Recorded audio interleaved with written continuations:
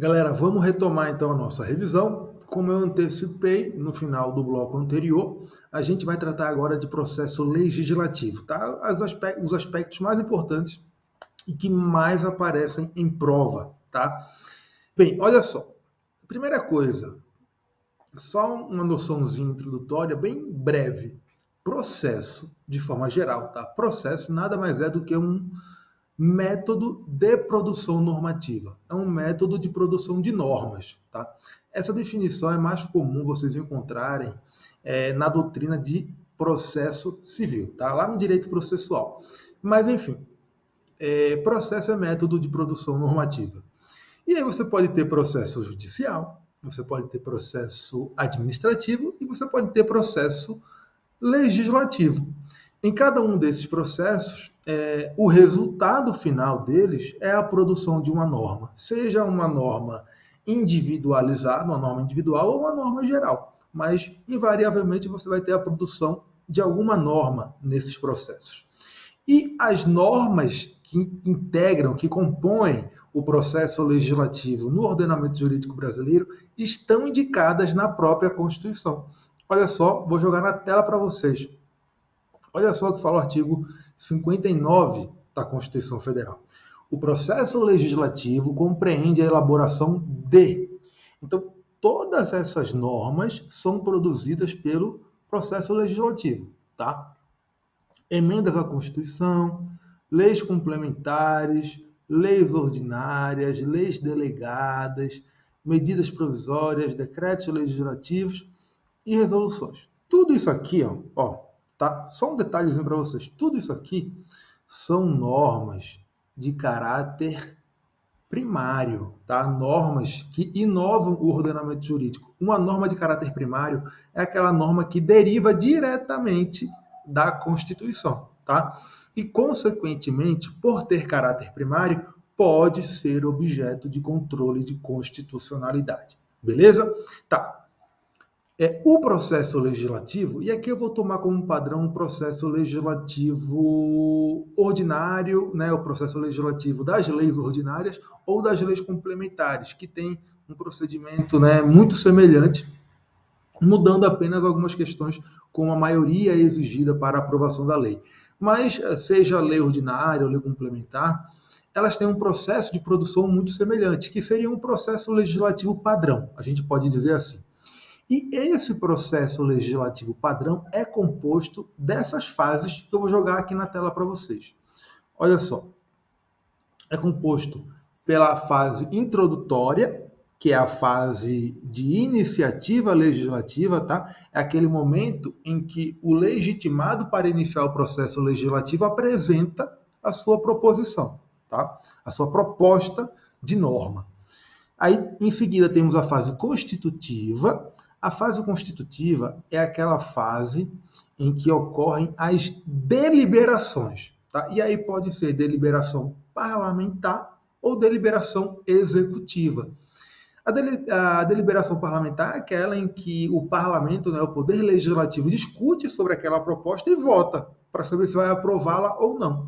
Já a deliberação executiva é aquela fase de sanção ou veto da lei, que é quando o projeto que foi aprovado no legislativo é remetido ao executivo, e aí o executivo vai dizer se ele concorda com aquela proposta e ele vai sancionar, ou se ele discorda, se ele não acha que aquilo deveria se tornar uma lei. E aí ele vai vetar. Tá? Isso é uma fase de deliberação executiva. Mas, enfim, a fase constitutiva do processo legislativo envolve isso, a deliberação legislativa e a deliberação executiva. Então, vai desde os debates no Poder Legislativo até o momento de sanção ou veto da proposta que foi analisada no Poder Legislativo. Tá? E a última fase desse processo legislativo padrão é essa fase aqui. É a fase complementar, tá? Que envolve o quê? Envolve a promulgação e a publicação da proposta que foi aprovada. Bem, o que é mais importante aqui? Não é essa divisãozinha de fases do processo legislativo, tá? O que é mais importante aqui, nessas fases, é saber o seguinte. A iniciativa legislativa pode ser uma iniciativa geral ou uma iniciativa reservada, também chamada de exclusiva ou privativa. A iniciativa geral é aquela que se verifica quando o órgão ou a autoridade pode apresentar uma proposta sobre qualquer matéria. Então, aquela matéria, quando o órgão ou entidade que pode iniciar o processo legislativo pode apresentar proposta de qualquer matéria, significa que ele tem uma iniciativa geral para o processo legislativo. Agora, quando se trata de uma matéria que é exclusiva de um determinado órgão, de uma determinada autoridade, né, só esse órgão, só essa autoridade pode apresentar proposta sobre essa matéria, significa aí que nós temos uma iniciativa privativa. Então, quando a gente fala em iniciativa privativa, iniciativa legislativa privativa em determinada matéria, significa que essa matéria só pode ter o seu processo legislativo iniciado por provocação de um determinado órgão ou de uma determinada autoridade. É isso que significa. Tá? Então, temos iniciativa geral para qualquer matéria e iniciativa privativa. Tá? O chefe do Poder Executivo, ele tem tanto iniciativa geral, então ele pode apresentar propostas sobre quaisquer matérias, quanto uma iniciativa privativa, que significa que ele é o único órgão, a única autoridade que pode apresentar propostas sobre determinadas matérias. Então, existem certas matérias que só podem ter o processo legislativo iniciado por proposta do chefe do Poder Executivo. Tá? E aqui a gente vai tomar como padrão o quê? O presidente da República, porque a gente está se baseando na Constituição Federal. Tá? As principais matérias de iniciativa privativa do presidente da República estão lá no artigo 61. Tá? Mas antes disso, da gente chegar nessas matérias, é importante saber o seguinte. Se nós estamos diante de uma matéria que é de iniciativa privativa, por exemplo, do presidente da República, mas quem apresenta, quem inicia o processo legislativo não foi o presidente da República, foi, por exemplo, um parlamentar, nós temos aí um vício de iniciativa. Tá? E se o presidente da República sancionar o projeto de lei que decorreu dessa proposta com vício de iniciativa, o vício de iniciativa não fica consolidado. Tá? Isso é interpretação, jurisprudência tranquila do Supremo Tribunal Federal.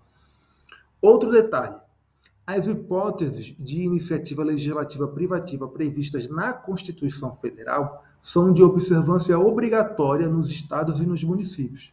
Então, o que for, por exemplo, de iniciativa privativa do presidente da República na Constituição Federal, em âmbito estadual será de iniciativa privativa do governador do estado e em âmbito municipal será de iniciativa privativa do prefeito. Tá? Porque se aplica aí a simetria. As hipóteses de iniciativa legislativa privativa são de reprodução obrigatória nos demais âmbitos. Então, se aplica a simetria. Detalhe. O Supremo Tribunal Federal, na ADI, vou jogar aqui na tela porque eu não sei decorar o número, nessa ADI que está bem aí na tela, ADI 6696, debateu uma proposta do ministro Alexandre de Moraes. Essa ADI 6696 foi sobre o quê? Foi uma ADI que foi ajuizada contra uma lei complementar que tratou do que se chamou de autonomia do Banco Central. Tá? Não vou entrar em detalhes sobre essa matéria. Mas ela foi impugnada. Uma das alegações é que o projeto de lei que originou essa lei foi de iniciativa parlamentar. E, segundo se alegou na ADI, essa matéria seria de iniciativa reservada do presidente da República, por tratar de organização da administração pública e de servidores públicos. Bem, o STF considerou constitucional essa lei, a lei complementar da autonomia do Banco Central. Tá?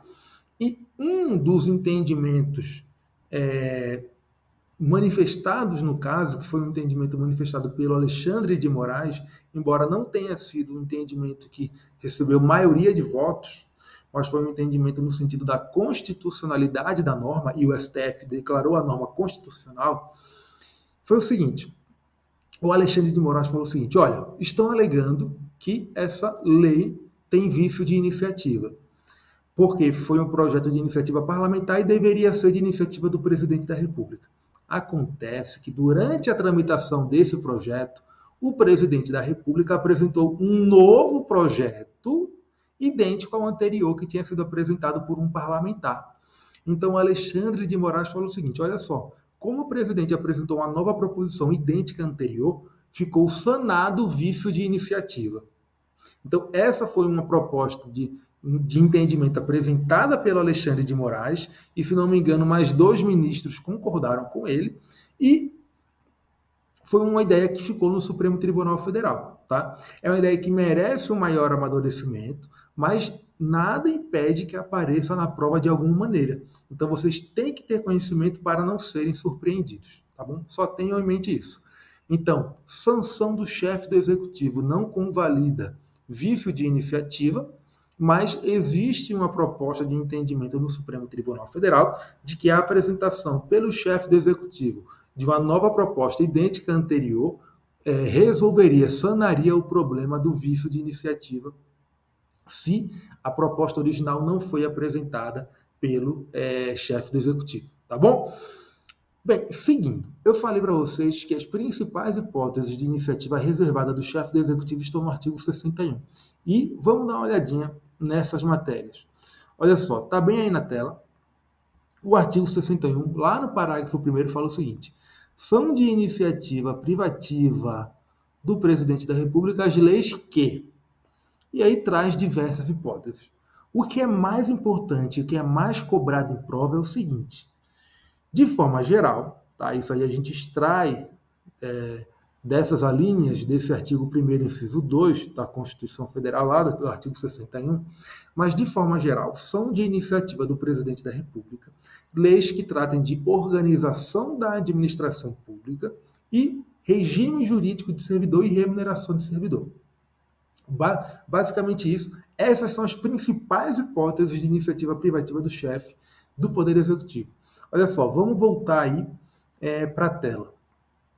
Artigo 61, parágrafo 1º, diz que são de iniciativa privativa do Presidente da República as leis que, inciso 2, dispõem sobre, olha só, criação de cargos, funções ou empregos públicos na administração direta e autárquica ou aumento de sua remuneração. Então, cargos e remuneração.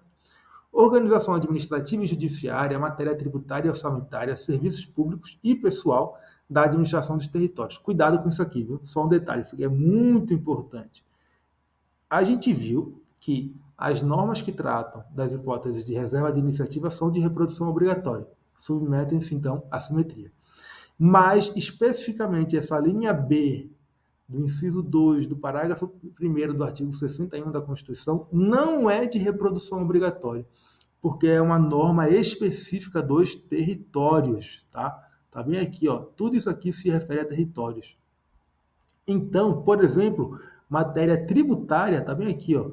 Matéria tributária no âmbito estadual não é de iniciativa privativa do governador, tá?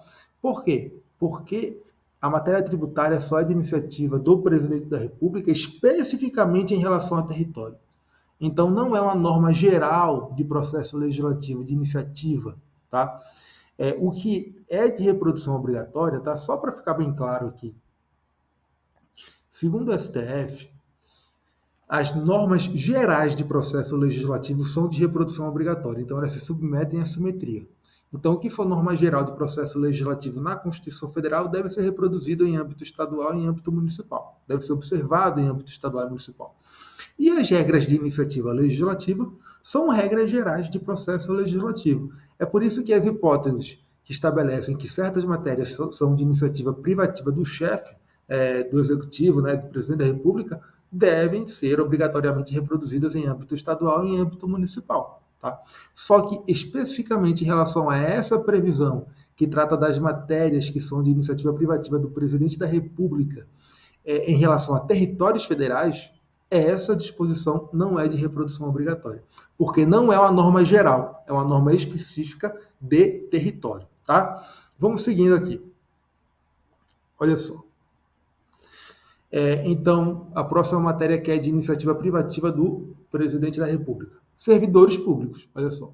Servidores públicos da União e territórios, seu regime jurídico, olha só. Provimento de cargos, estabilidade e aposentadoria. E aqui, na linha E, criação e extinção de ministérios e órgãos da administração pública.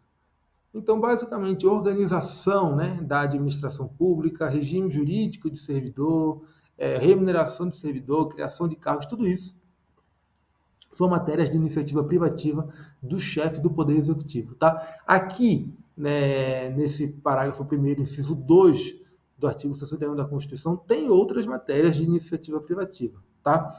Mas as principais para as provas de concurso são essas que eu falei. Agora, olha essa questão aqui.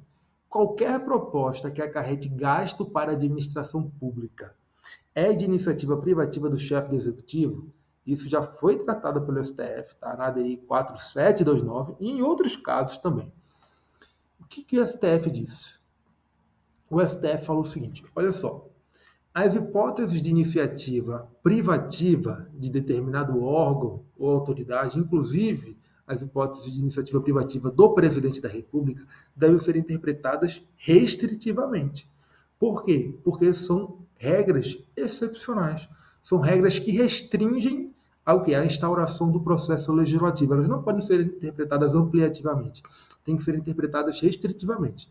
Então, para ser caso de iniciativa privativa do chefe do executivo, tem que ser um caso em que trate especificamente daquelas matérias previstas na Constituição como de iniciativa privativa do chefe do executivo.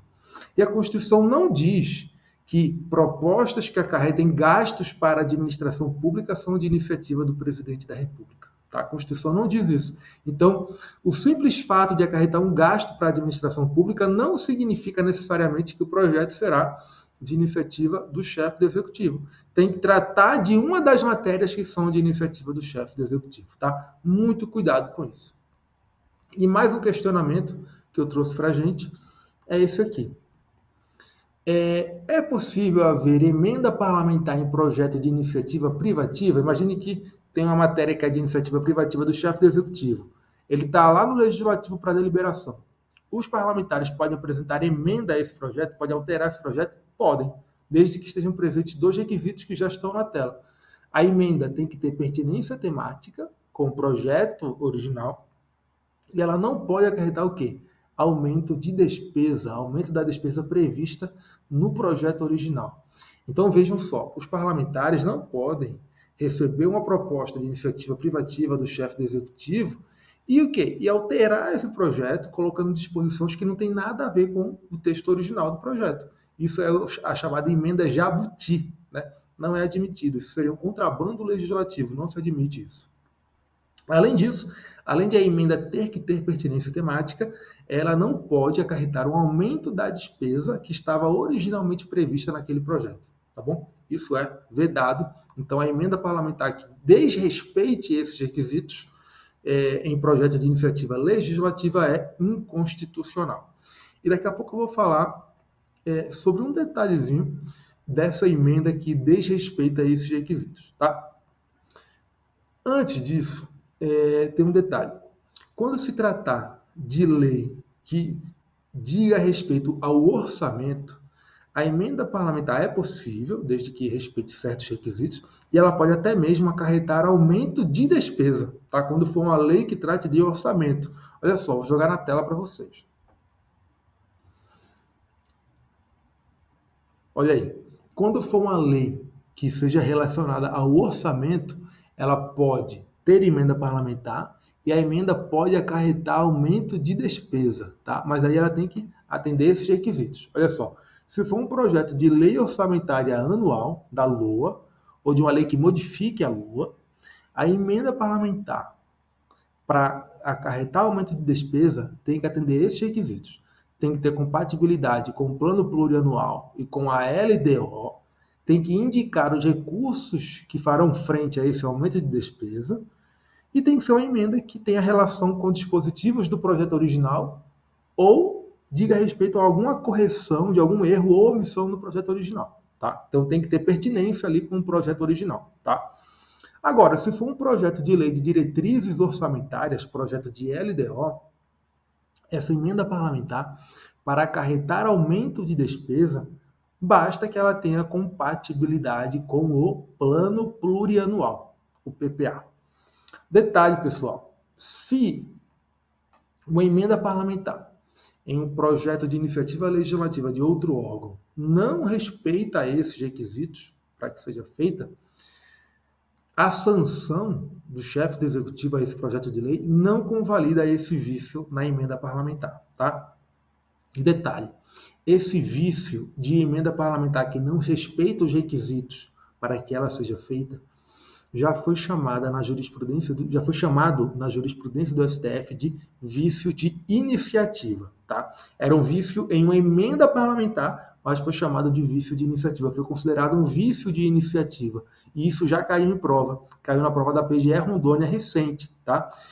O CESP apresentou um caso concreto em que havia esse vício de emenda parlamentar e chamou esse vício de iniciativa. E muita gente não sabia que o STF havia enquadrado esse vício como um vício de iniciativa e errou a questão, tá? Então, fiquem atentos a isso.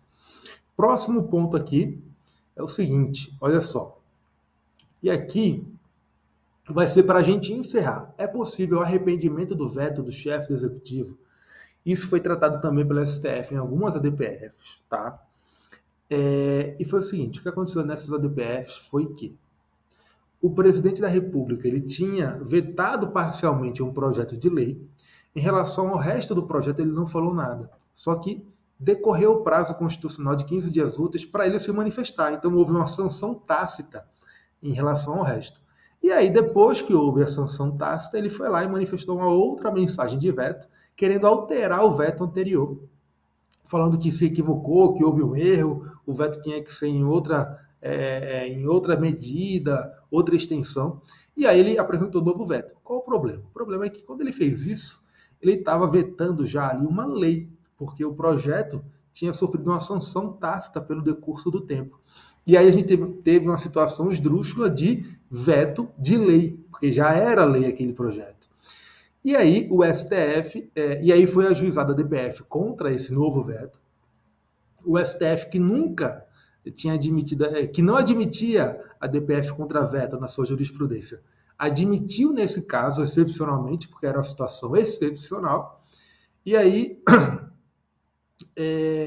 decidiu o seguinte, que o chefe do executivo não pode se arrepender do seu veto, não cabe arrependimento do veto, não pode alegar que houve um erro, um equívoco, e que tem que ser manifestado um novo veto. Tá? Uma vez manifestado o veto, acabou, preclui, não é possível o arrependimento do veto, tá? Muito cuidado com isso, um tema muito importante, pode aparecer na prova. Bem, a gente encerra aqui essa nossa revisão prévia, e é isso. Aguardo vocês em Brasília para o nosso aulão presencial. Beleza? É isso aí, valeu, galera. Obrigado a todos e boa prova lá na PGDF. Grande abraço.